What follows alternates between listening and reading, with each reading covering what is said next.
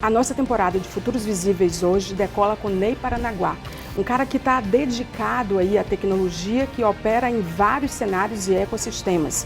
A gente vai conversar com ele sobre o que está por vir e principalmente o que a tecnologia pode fazer dentro de cenários precários e abundantes. Você vai gostar da entrevista porque você vai ter ideia do que está rodando na área de tecnologia.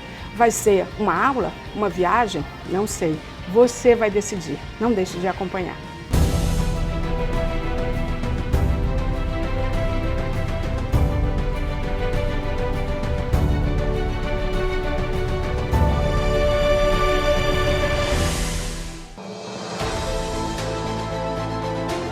Eu sou o Ney Paranaguá, eu sou sócio da Meida Health, que é uma Health Tech, ou seja, uma empresa de base tecnológica que aplica os seus recursos na saúde.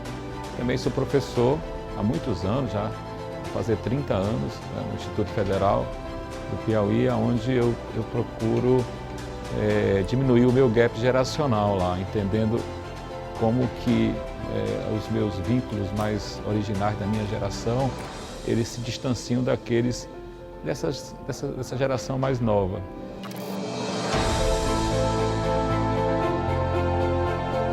Eu comecei na década de 80, naquele momento nós estávamos vivendo no Brasil um pouco tardiamente em função da reserva de mercado, mas logo se estabeleceu a disseminação de um tipo de tecnologia chamada redes locais, que eram computadores isolados que passaram a se comunicar dentro de um único ambiente, redes locais. Naquele momento já conseguíamos ter excelentes resultados conectando esses equipamentos e compartilhando recursos, mas apesar de estarmos em um ambiente bem limitado, né, em termos espaciais. Cara, a internet, da forma como ela mudou a sociedade e depois com a mobilidade usando a internet, que é uma revolução dentro da revolução, ninguém previa isso. Ninguém previa isso. Eu tenho um livro do Bill Gates, que eu li esse livro de 92, eu acho, A Estrada do Futuro, né? Ele não cita a internet da forma como é que ele não cita? Um sujeito que estava respirando aquele negócio, é visceral para ele, é porque realmente foi algo que surpreendeu a sociedade. Então, eu vivi o início da microcomputação, logo depois as redes locais, e também vivi o fenômeno da transposição de um ambiente localizado, geograficamente definido, para um outro ambiente que as fronteiras foram por terra, que é a internet. Naquele momento ninguém imaginava, não sei nem se o Tim Berners-Lee, o cara que criou o www, né? World Wide Web, não sei nem se ele previa isso, não. Assim.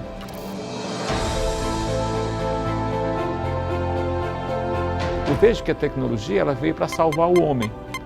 E, de fato, depois, né, do século XVII, da Revolução Científica, e muito especialmente depois da primeira grande tecnologia de propósito geral, que foi a máquina a vapor, assim, a humanidade foi vivendo melhor. Mesmo com aqueles primeiros problemas que tivemos com a Revolução Industrial, mas assim, logo a sociedade se organiza e clama por direitos, e a produção de riqueza no mundo e de bem-estar, e você pode pontuar alguns aspectos, alguns indicadores, especialmente a expectativa de vida, né? Você tinha na Europa no final do século XIX, 39 anos, depois, se você falasse que 100 anos depois, no final do século XX, seria em torno de 80, parecia que você ia viver eternamente. Então, então a tecnologia, a meu ver, veio para salvar, e a gente fica muitas vezes daquele comportamento dos Luddites, né? A tecnologia vai nos substituir. É a mesma coisa que estamos discutindo hoje sobre inteligência artificial. A tecnologia nos deu mais vida, a vida é melhor, mudou a forma como nós encaramos a nós mesmos e a sociedade, mas persistem ainda comportamentos que não parecem propriamente que fazem sentido na época que nós estamos vivendo.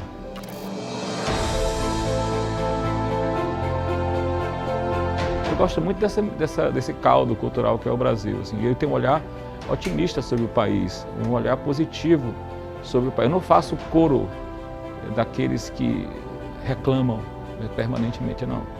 E eu tenho assim, eu acho que nós temos uma construção, vou chamar de sincretismo, que nos dá, quando nós descobrirmos o potencial que nós temos, eu acho que a gente vai muito longe. Até lá, nós somos influenciados por muitas decisões da sociedade, do que a sociedade considera mais relevante.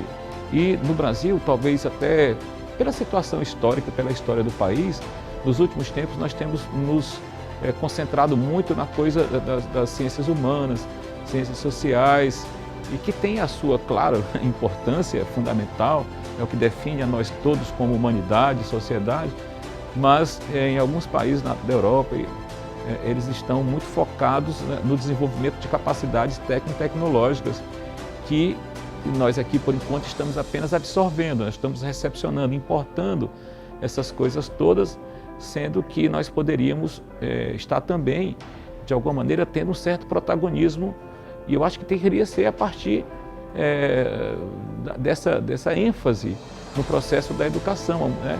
Apresentar mais conteúdos relacionados à formação técnico-tecnológica.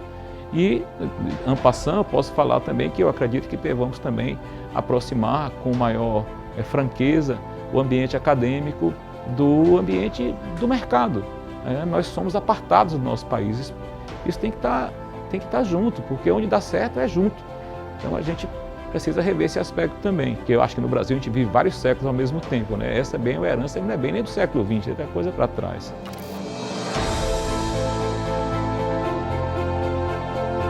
Nessa vanguarda de trazer benefícios à sociedade, ao indivíduo, via tecnologia da informação e comunicação, temos duas linhas bem diferentes no que se refere à privacidade e à garantia do sigilo de dados, que é o Ocidente, que age de uma maneira, você vê a Europa, que já tem a sua Lei Geral de Proteção de Dados, né?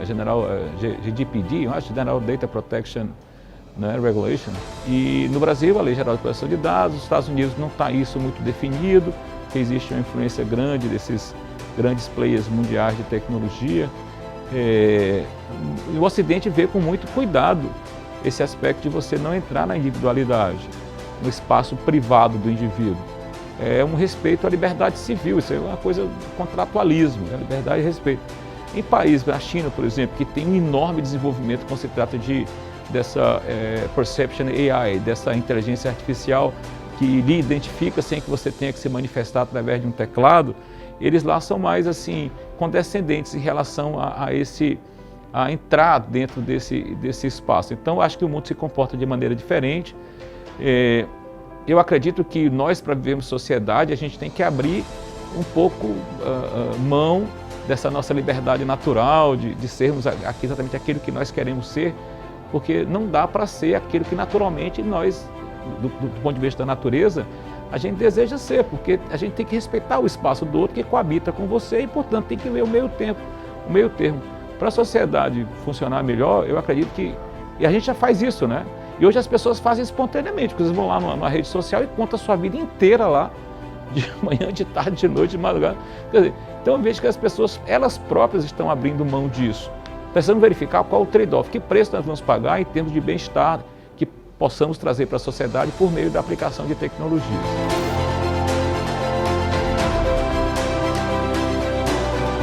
Tem uma influência grande do transhumanismo. Eu acho que a nossa espécie, através da introdução cada vez mais, o bind, né, a mistura, a fusão do que é orgânico com o que é tecnológico, vai proporcionar que nós sejamos uma espécie que tenhamos habilidades naturais que jamais pensamos em ter. Eu acredito nisso, assim, eu quero acreditar nisso, no transhumanismo, desse novo homem com a expectativa de vida de centenas de anos, sem doença, né, sem doença natural, o amortal, né? Isso é uma coisa que faz a minha cabeça, eu acredito. E, além disso, eu acredito que a inteligência artificial, que é a próxima grande tecnologia de propósito geral, que faz a sequência máquina, vapor, eletricidade, tecnologia da informação e comunicação, e a mais poderosa de todas, com maior influência na transformação da sociedade, que é a inteligência artificial. Eu não vejo que ela vem para substituir o homem, eu acho que ela veio para nos dar mais humanidade, nos dar mais tempo para que nós possamos ser aquilo que nós devemos ser, que são pessoas, são homens e mulheres, é viver esse aspecto mais da nossa espécie que nos singulariza do que propriamente fazer que nós façamos parte de um processo industrial, que foi o que nós fizemos nos últimos 200 anos. Então eu acho que a IA veio como redentora e não vejo como substituição de pessoas e tal. Eu sou muito otimista em relação a esses cenários. Eu acredito que a gente, quando faz projeções catastróficas sobre o futuro, faz muito achando que a IA ela deve se comportar assim como o pior de nós se comportaria. E eu não acredito nisso. Eu conheço muito mais gente boa do que pessoas que não são boas. Então, se eu extrapolo isso, eu sou um cara otimista em relação à humanidade e em relação às pessoas.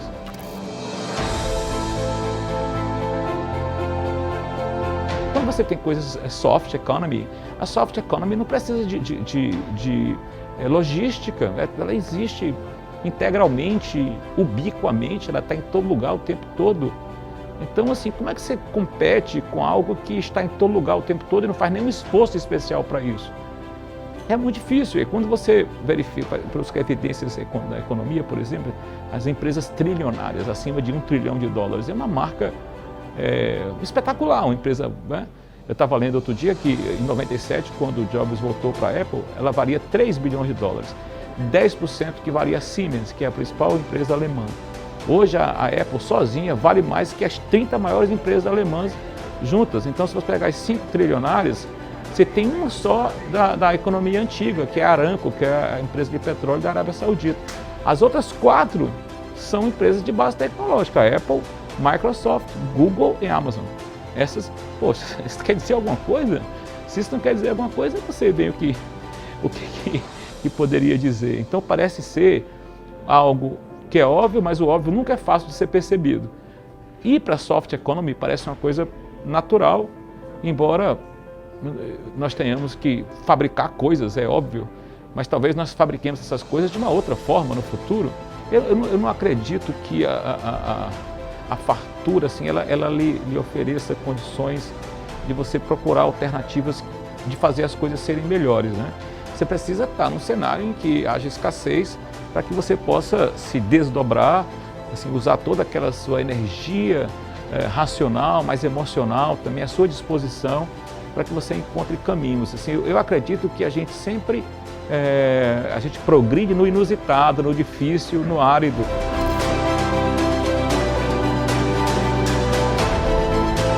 Eu acho que você tem que compreender o quanto é especial, o quanto é singular, o quanto é maravilhoso ser um ser humano em si e nas outras pessoas também. E privilegiar esses aspectos de sentir emoção, de se ter empatia, de pensar no outro, de estabelecer laços. A humanidade é o que nos trouxe e o que não vai nos levar para o futuro. E eu falo isso assim, com um sujeito que tem um background todo em tecnologia, como eu tenho, se a coisa mais importante não é a tecnologia, o mais importante são as pessoas.